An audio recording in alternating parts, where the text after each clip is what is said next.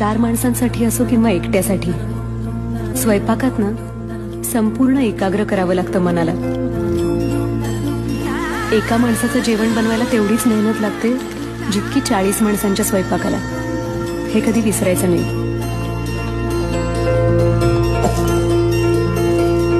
स्वयंपाक करणं म्हणजे काय? आपल्यातलं काहीतरी काढून त्या पदार्थाला देणं. मी ना माझ्या मनातलं सगळं सांगते माझ्या पदार्थांना.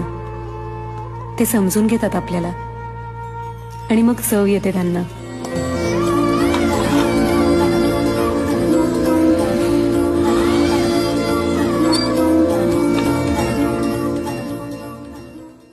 चार माणसांसाठी असो किंवा एकट्यासाठी, स्वयंपाकात ना संपूर्ण एकाग्र करावं लागतं मनाला.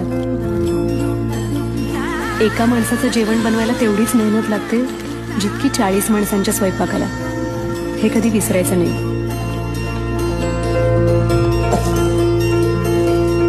स्वयंपाक करणं म्हणजे काय? आपल्यातलं काहीतरी काढून त्या पदार्थाला देणं.